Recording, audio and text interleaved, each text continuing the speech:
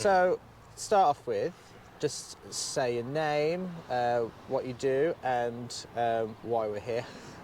My name's Karl. I'm the CEO of a national supply teaching agency, and I come to Vislor just for the skills to help control my German Shepherd.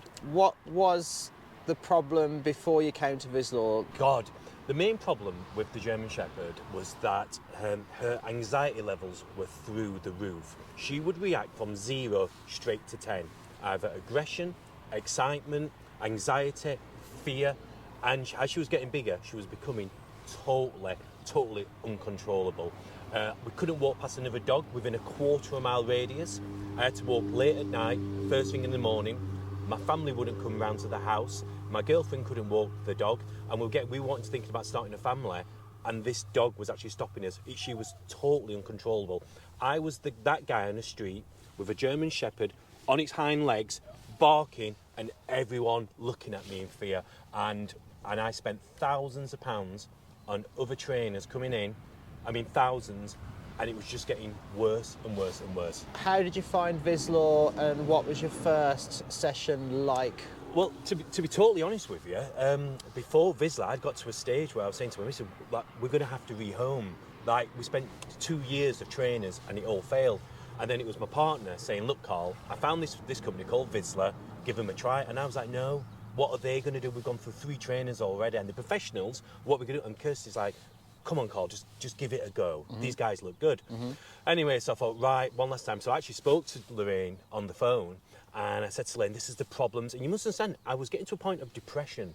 I was in a really low state, and I explained the problems to Lorraine that I came for the first time, and as soon as you pull up, you know, there's a field, there's apparatus, there's agility stuff, there's a porter cabin, and I think the first feeling you get when coming is, this is a professional outfit. Yeah. When you said you used trainers before, what did you do with them, and how was it different?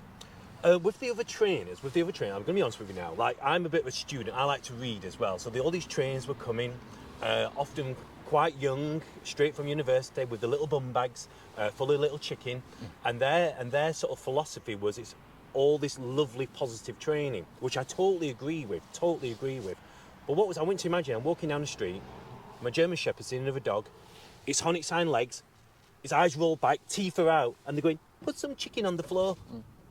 And it was like, this isn't working. Mm-hmm. And to be honest with you, the methodology they were using were just different variations of that. But I spent 2 years of trainers getting nowhere, genuinely nowhere, just worse and worse. Because the bigger the dog got, I'll be honest with you, the bigger the dog got, I actually became a little bit scared of my own dog, because when she was on one, it's quite fearful. Anyway, this is God's honest truth, no word of a lie. The first session with Travis, within 15 minutes, Luna, my dog, was walking by my side, another dog aside of a fence, absolutely in control after 15 minutes. And all it was about was me understanding, how do I take control of this dog in a way the dog feels comfortable me taking control. Yeah. And it was a different philosophy of how I was approaching things before. How long did it take before that was sort of transferred to everyday life, and how many sessions did you do? God's honest truth, 3 sessions. Yeah. Within 3 sessions, I felt comfortable, because it's about giving me the skills how to know to react to the dog. Within 3 sessions, I could walk down any street, control Luna when there's another dog, and also when I said finish, on an extension lead, she'd go, all right, nice one, Karl.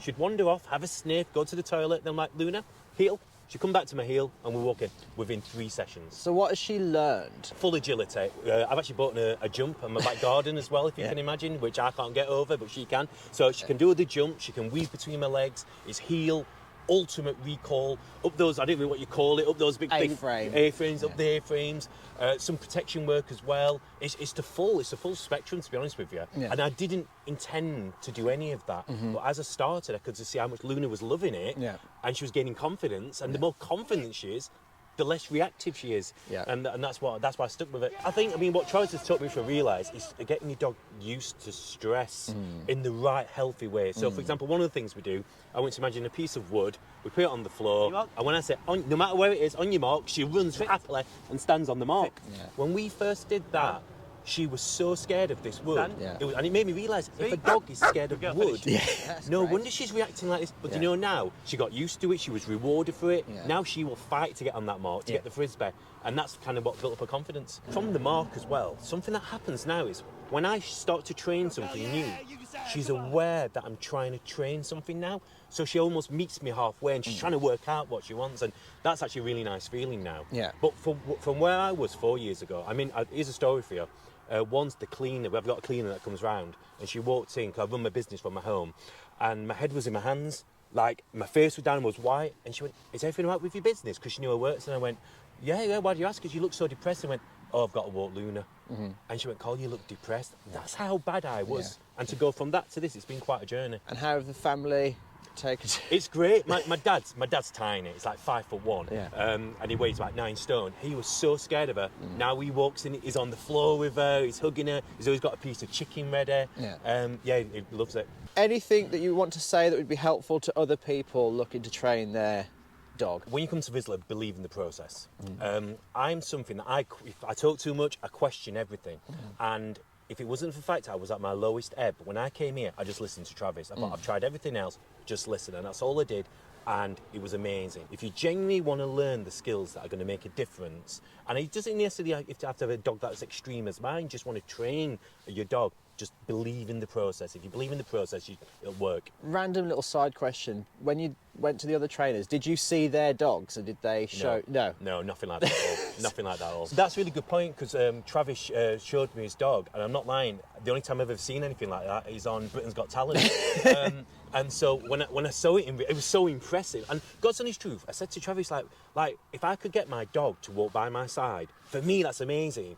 But we've gone so much way past that. And to be honest with you, it's simple. You do these few basic things at the start, nail it, get it consistent, and everything falls into place. And quite regularly, I go to Bourneville Park in Birmingham to train, and it's a bit uncomfortable, but I have people around me just like watching, and when they start clapping, it gets really weird. But that actually really happens. Yeah. Well, thank you very much. I think we've covered everything there for talking wise, but I will say it's very nice to meet you, Yeah, Karl. pleasure meeting you, buddy. I'm pleased that you're going so well, and we'll have a look at what Luna can do now. Wonderful. All right, thank you. Take care. Bye bye. Brilliant. Is that right? Yeah, that was brilliant.